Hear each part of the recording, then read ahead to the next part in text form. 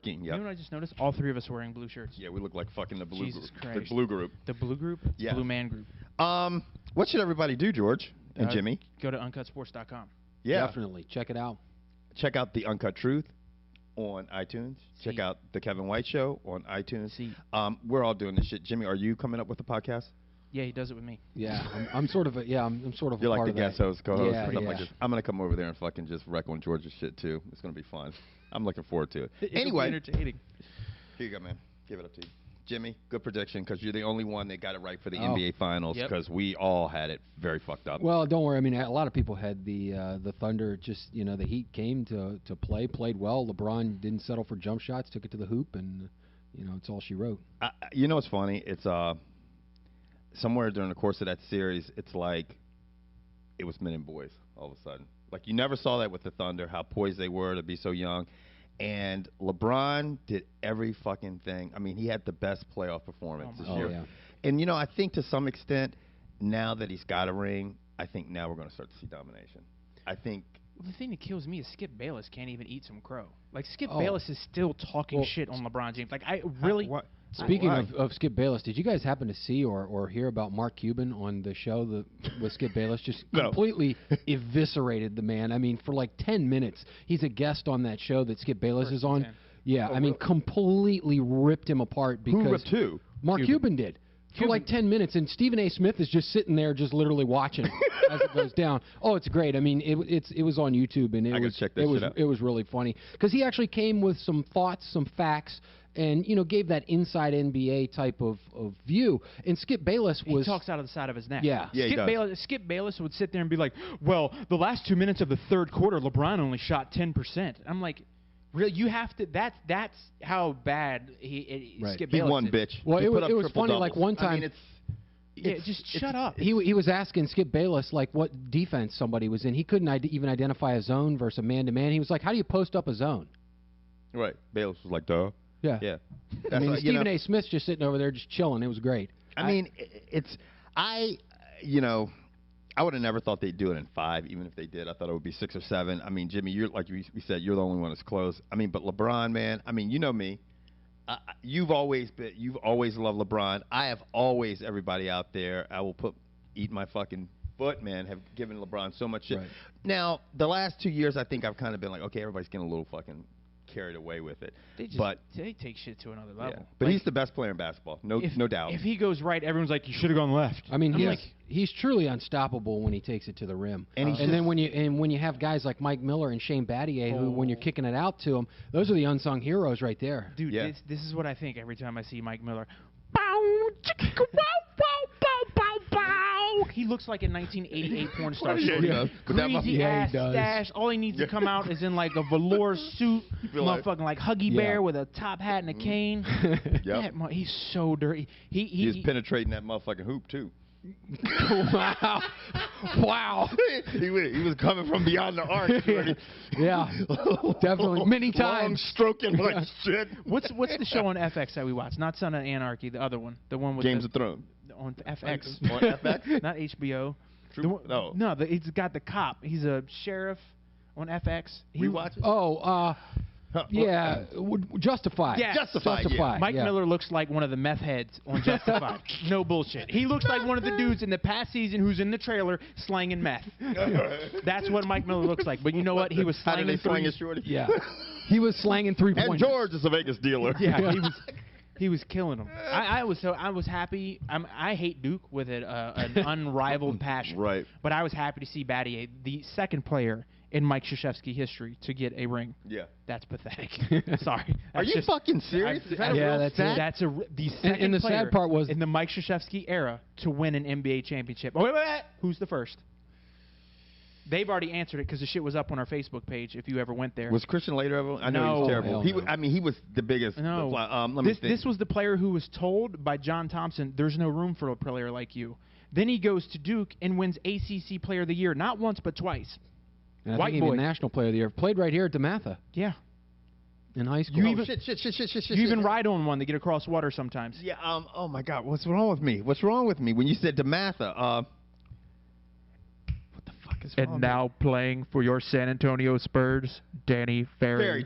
And let's face it, and he was just along for the ride. Danny Ferry, back when, and this will give you my age, in high school, was ripping shit up in D.C., dude. He was fucking nasty. And he wanted to go to Georgetown. His dad was going to pay the way. John Thompson said, we don't have room for a player like you on my team. There's one part that you forgot in Which that phrase. part's that? We don't have player for a white player like you on my team. Exactly. Anyway, but this is the thing, okay?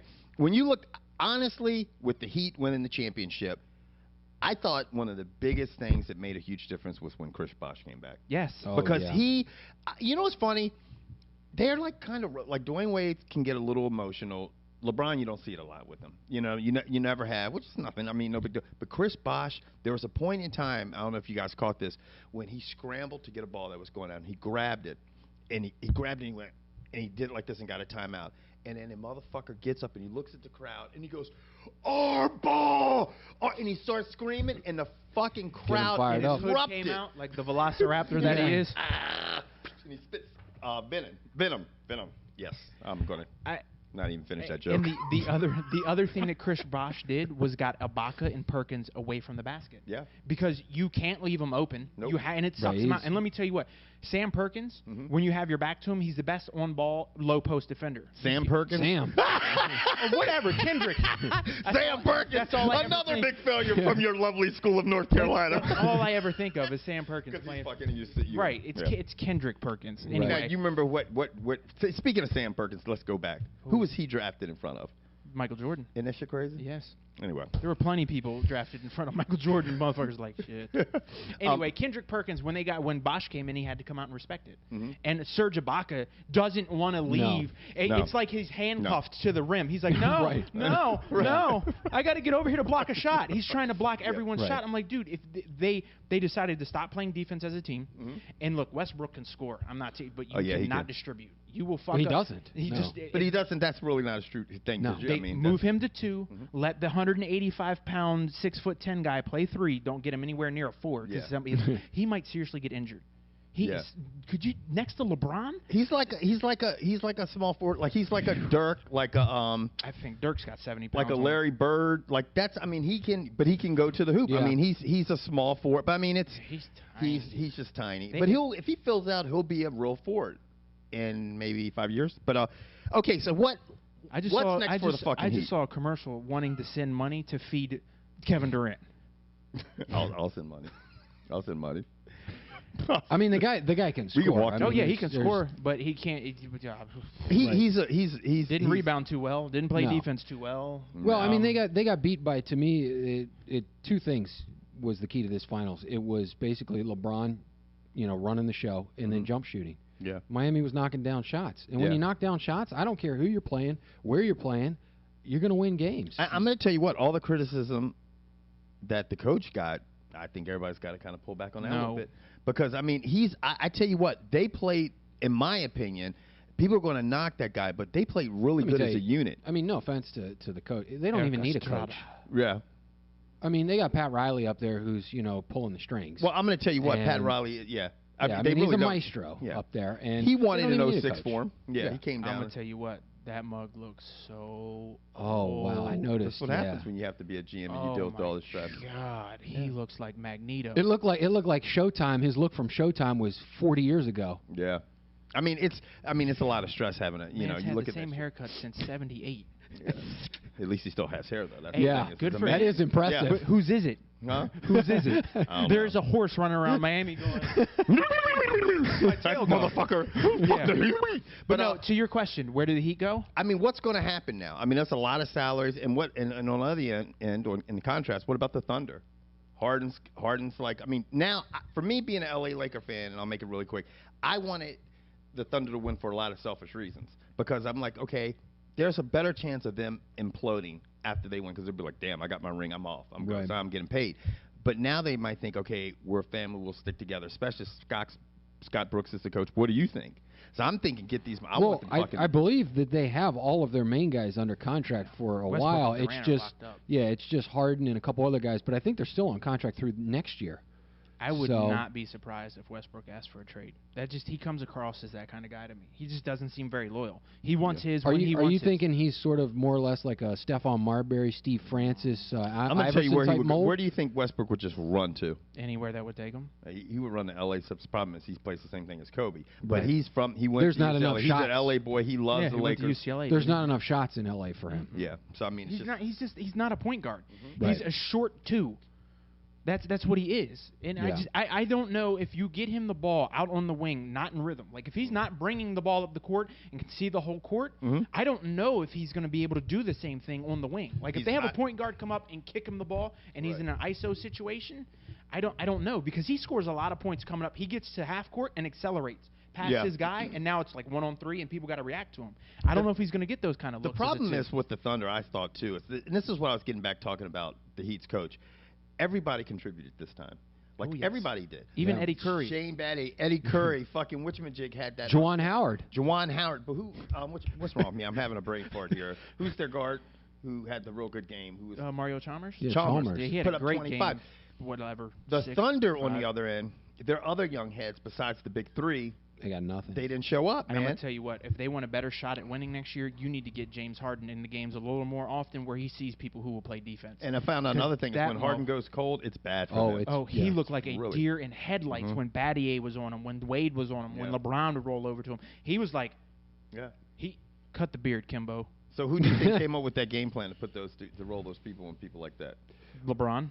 LeBron's like, I'm not coming out of the game. I mean, to me, no, but seriously, that's where I thought the coaching. Was really good. I mean, I think Eric Estrada did. Eric Estrada. After watching him lose the first game, I was very harsh on Eric Estrada and Dwayne Wade. But you know what? Dwayne Wade still needs to go. He's old, he's banged up, and you need to get rid of him. Now we can still get some. Chris Bosh is way more important to that team than Dwayne Wade. Oh, absolutely. Well, I mean, and Dwayne Wade, I mean, when things are going well, he's the guy. I mean, he's right there playing well. Right. But sometimes when they're not, you know, he can disappear. Yeah. He really. It's like. But to me, James Harden, getting back to your point, was the whole reason they won Game 2 was because of James Harden, and that's after that they made the adjustment to put their better defenders on him. And let's face it, between Wade, James, and Shane Battier, those are good defenders. Those guys play defense, and they kept rolling them, and they're long. And I think that was a good game plan. I just think. What happened? What? Can you repeat that, Jimmy, please? I said they were long, like their arms. Yeah, they're I don't know if lengthy fits in that equation either. You know. I got peanuts with it. Did you see Prometheus? No. Okay. Anyway. So anyway. You tell us where you think who's going to win the finals next year. Who's going to be in the finals next year? What's going to happen with the cast of the Heat? What's going to happen with the cast of Thunder? I think you're going to get these veteran guys who are willing to play for that 1-year tenure, like a Steve Nash, who has he ever even sniffed an NBA Finals? Yeah. To me, the better question is will the Celtic guys file for Social Security, or are they going to come back? Garnett's. Who the fuck are the Celtics? Huh? Oh, that's that team LeBron destroyed in Game 6 by himself. That team? Okay, just checking. Yeah, average age of 39. Yeah, he's Garnett about wants retiring. out. Yeah, wants out. All right, guys. Well, we're out. We'll catch you next. See you later. In a while. In a good minute. Dude. Peace.